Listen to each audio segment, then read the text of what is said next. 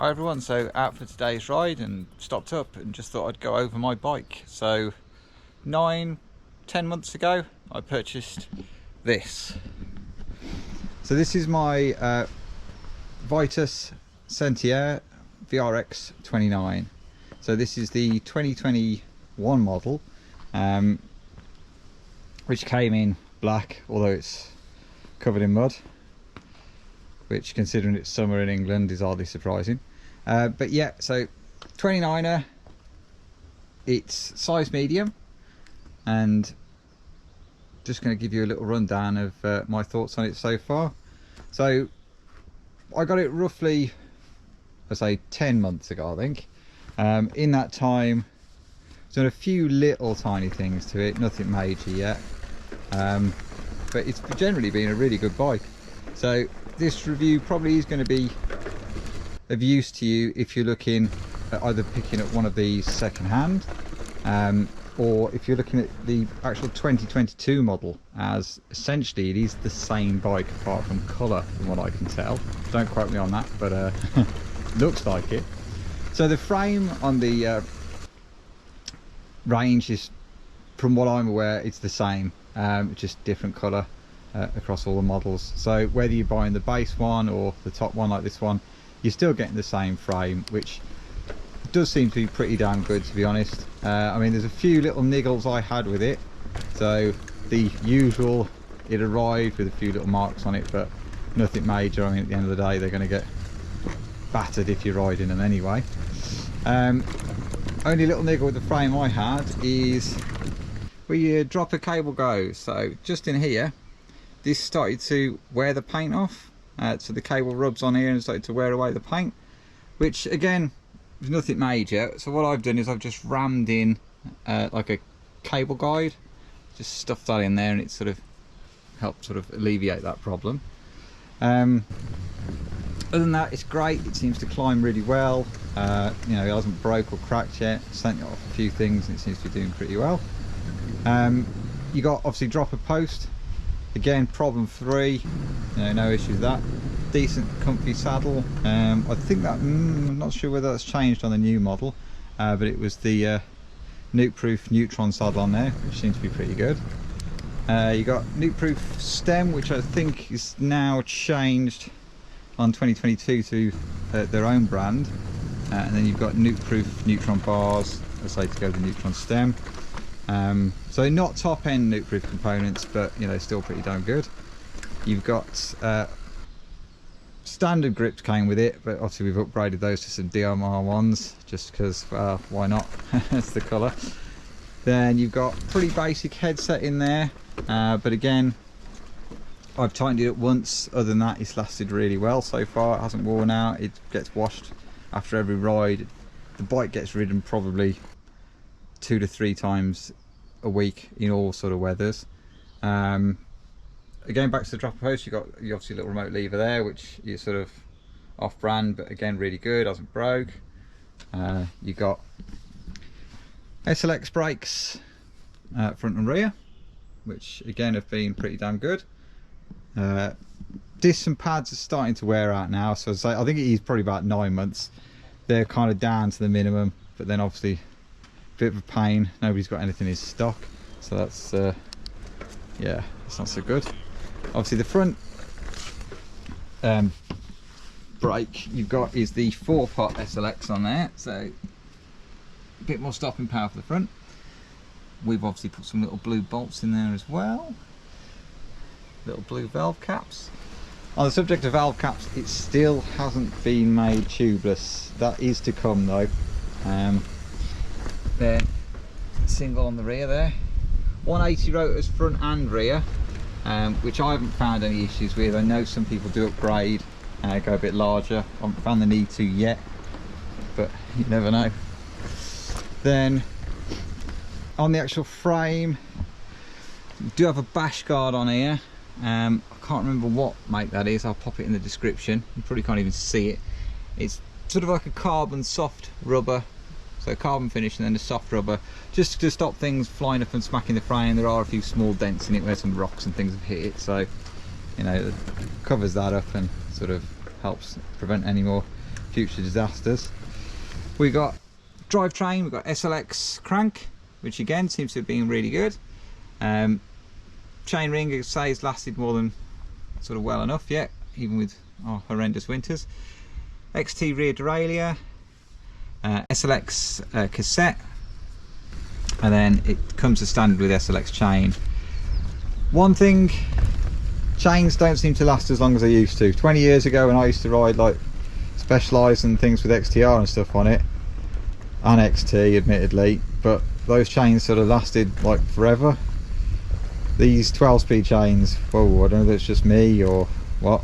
I've used muck off on them, so muck off dry or wet depending on the conditions. After every ride it's cleaned and lubed, and yeah, it's like 300-400 miles of chain really. The odd wear indicators and a shot, but hey ho. Cassette's alright at the moment, but yeah, that's probably due next. Pedal wise, we've obviously got the nuke proof Neutron pedals on there as well. I went for these as opposed to any of the metal ones, just because, I don't know, you don't really mind if you smack the plastic pedals about a bit. The only thing is you don't get as many sort of grippy bits on them, so you haven't got as many pins like some of the plastic, and yeah, those have sort of snapped off already. But yeah, I'm not too bothered if these get pile driven into a rock or something. But yeah, it just is what it is. They're also lighter if you're that way inclined. Forks, so we've got Fox 34 Performance on the front. Also we've got nothing on the rear because it's a hardtail. So yeah, these have been great, these have really. I mean, back in the days, the forks and things I used to ride were nowhere near as good as this. But yeah, really nice, really good progressive travel. Once you set them up, obviously put yourself a little shock pump and whatnot, a little play around with them, you're good to go. But yeah, they're great. We've also got aftermarket direct mount, little fender on the back there. Looks cool. It helps with the mud. I think it just looks good really, but yeah, it does help. Then tyres, you've got knobbly neck on the rear. That's almost gone now I think, so probably looking to change that for something. So any suggestions in the comments would be wicked. On the front we've got little Magic Mary, which has been a great tyre, and that's holding up really well. So all in, brilliant little bike, really happy with it. But, and the big but for me, the only thing that's been a pain, the wheels. So the wheels themselves, you've got WTB rims, which, you know, those do seem to be pretty cool, you know, no sort of complaints there. The issue comes with the hubs. So the hubs are own brand, and yeah, there's just no seals in them at all. This front one, every couple of 100 miles the bearings literally crap themselves out, no matter what. I mean, the first bearings in there, obviously manufacturer ones, were going to be not the best, and then I've upgraded them, I've put decent bearings in there, and because they're literally past these end caps, between that and the actual bearing inside, there is no physical rubber sealing, no little lip, nothing to try and prevent ingress. They go, the water literally works its way in here or on the other side and just kills the bearings. I mean, we've already got a little bit of a brown mess coming on that one, so that's probably due to go in the next couple of weeks. The rear hasn't been as bad. The only thing with the rear, it's just not particularly strong. It does seem to need truing quite a lot, that one. Tyre pressures, everything are fine, so it's not just me being an idiot, I don't think. But yeah, they're not the best. And the interesting thing with that is, on the 2022 version of this bike, the colours quite nice. The wheel set has completely changed, so they've upgraded the wheel set on it. So you kind of have to think they may well have known it was a bit of an issue. However, absolute hats off to Chain Reaction. I've had issues obviously with the wheels, reported it to them, they've been great.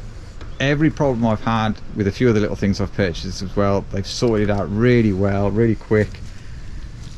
With the wheels, they failed obviously a few times. Every time they failed, they've sent me the money for the bearings, or paid for them to be fitted, which was done the first time. Then subsequently after that I did it myself.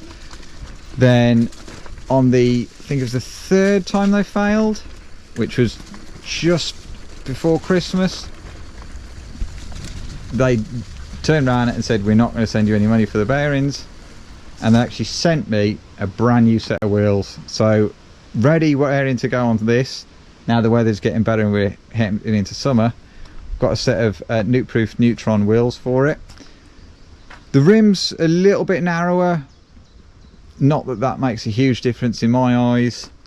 Yes, you could argue that the hub is a slightly higher engagement on the stock Bytus ones. However, what would you rather? Something that's going to be a bit more reliable, or a few more clicks?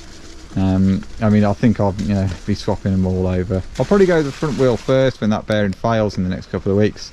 Then we'll swap over the rear one. At that point, we'll then go tubeless. Hence why I've waited until we sort of swap over and change. But yeah, all in, really, really great bike. Definitely recommend anyone to purchase one of these, be it any model in the range. They're all really good spec for the money. The frame is pretty good, to be fair. It's not like you're just buying good components and everything else is, nonsense. The wheels, yeah, they have been a little bit of a letdown, but come on, any complete bike you buy, there are going to be weak components on it somewhere to get it for the price that you want. That's kind of just the way it is really. But yeah, 100% recommended. Yeah, probably forgot in the last bit to tell you what I thought about rides. Oh well. Yeah. So the video's coming up, hopefully you'll see how it rides. But yeah, general thoughts, it's pretty good, to be fair. Is it a cross-country bike?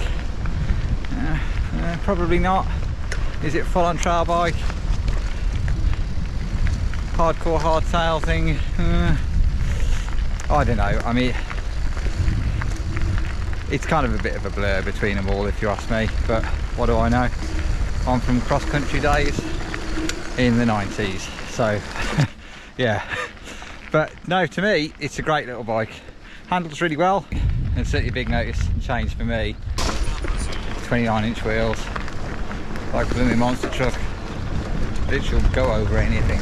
So if you come in from like way back 26 like I did, the memories of 26, then yeah, it's a game changer. That and a dropper post, wow. Dropper post seems to be like the best thing ever.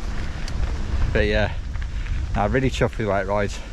Big one for me though, again from the cross-country days, is yeah, I do a lot of pedalling. So it does pedal well. And I've only obviously got flat pedals on, so I'm not clipped in or anything at the moment. So they do seem to go up hills more than I come down them, and it does seem to climb really well.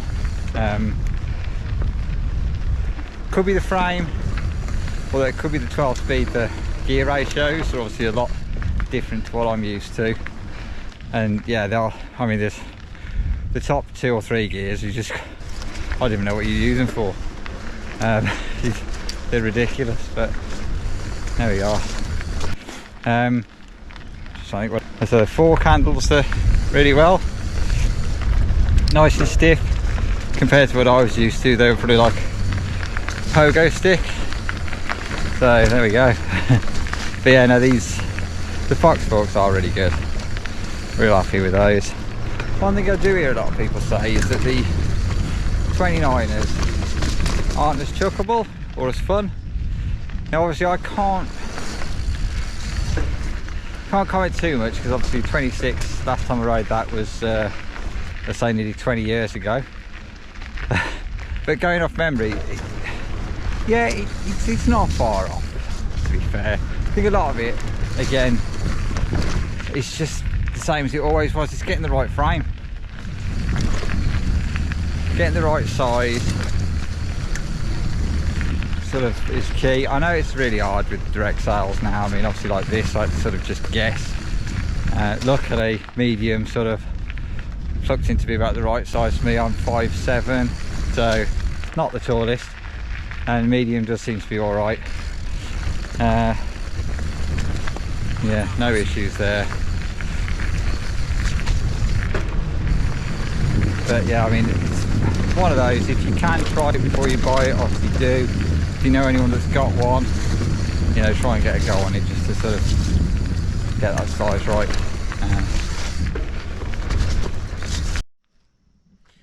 If you've liked today's video, obviously like and subscribe. If you want to see more, hopefully we'll have some more coming soon. Definitely more info and stuff on the bike as it sort of progresses. Any little mods or things we do, I'll get on the channel so you can see what's going on there. If you've got any recommendations or bits you want to see, obviously do drop me a little message in the comments, and you know, we'll see what we can do. If you'd like to send any free bits, do let me know. I'm always up for a freebie as long as it's not pink. But yeah, cheers guys, thanks for watching, and we'll see you again soon.